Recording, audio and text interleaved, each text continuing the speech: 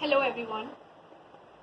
My today's talk is based upon a conclusion that I've derived from a series of my experiences, and that is stubbornness is the brother of determination. Now I'll take the story from the start. My friends have always told me that I'm really headstrong, like a small child, and it of course becomes annoying to them. And listening to them all these years, I also started believing that I'm headstrong and it's a major flaw. But during the course of this lockdown, I have pondered upon this a lot, and now I know that this inbuilt imperfectness in me, many a times, note my words, many a times, not always, becomes a boon and not a curse. I'll tell you why. To start with Ted only, this journey began due to sheer stubbornness of mine. My father didn't find the idea attractive when I took the form to him, so he refused to sign it. And after all the arguments that I put forward bore no results, in the end, it was just one sentence. You have to sign it because I want to do it. That got me through, and I was like, okay, fine, waste your time whatever way you want to. But speaking right here, I'm sure he also knows that it hasn't been a waste of time. Now, for 1 second, if I imagine that if that day I would have let it go, I would have been sitting there in the audience listening to all my friends speak here like this, and I would have regretted missing this opportunity till my last breath.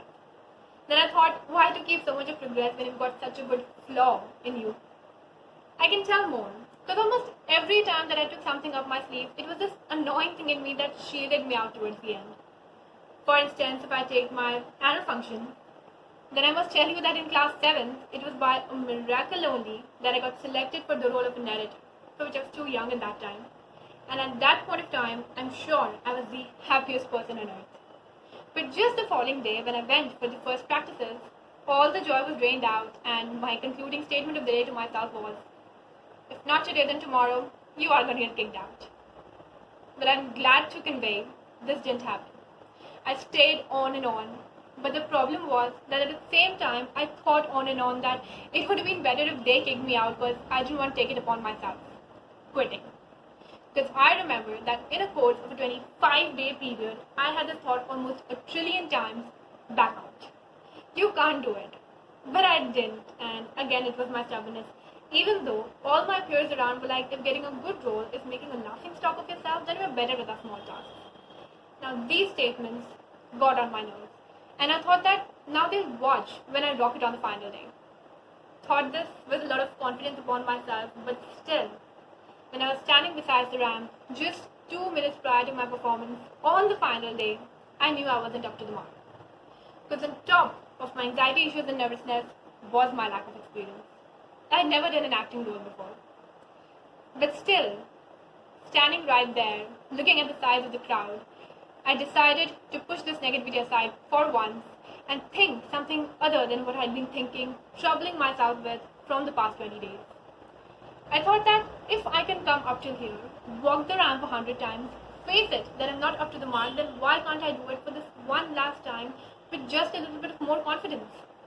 I thought that why am I so freaked about being the bad performer of the day? If I'm so shaken up and I go like this, then the least that can happen is I can collapse. So I thought all this and I went up for this one last time, and as far as I remember, it went well. It may not have been excellent, not at par with the others, but at least I'm sure that it was above the average satisfactory mark. And today I pride myself upon this fact that I stayed. I stayed and I did my best. And I think that that's what matters.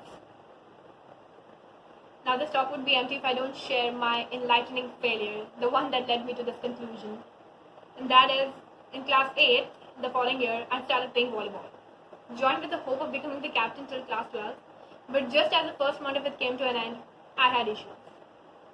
My house is too far from school, so it used to take up whole of my evening to come play and then go back home. And I'm that studious kind, so this was a problem. And my doubts were confirmed when I got my maths and science marks in the following exams. At that point, I realized that I can choose only one. Either I can study or I can play. And as you might guess, I stopped playing volleyball. But now, as I think upon it, it wasn't like I had only one way. I could have done anything. I could have utilized my zero periods in a better way. I could have done day boarding to save time, just anything. If only I had the nerve in me to say to myself just one word, stay. I didn't, and the game was over. So after these instances, these two and many others, if I look into it, this stubbornness, this annoying thing that what people call it, why should I even call it that? Why not call it determination with such an integral part of me? And determination, ambition, I don't think these things can be called flaws. I can prove that. Because if we take some more examples, some known examples, then Mahatma Gandhi, Martin Luther King Jr., Malala Yousafzai, all from them as my own name, what did all these people have? A fixed mission in their mind, a goal that they had to achieve at any cost, and they didn't let mere things like fear and unjust criticism by people come in the midst of their way. For them, they had given their life to this cause. But at the same situation, if we look from the perspective of, say, the British or the Taliban, then what were they? Some people who were just stubborn as a mule and were doing nothing good. So here, I believe that it all comes to different perspectives. You call it determination or you call it a malicious behavior, it's up to you.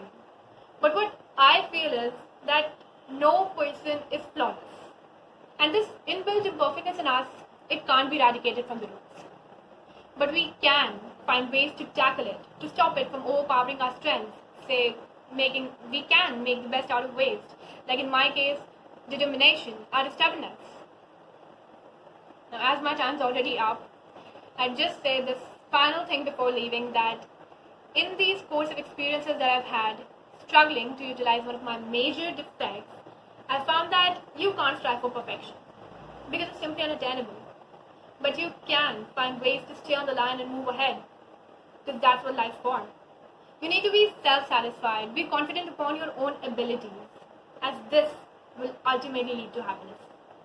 And what I firmly believe in is that happiness is all that we need. Thank you.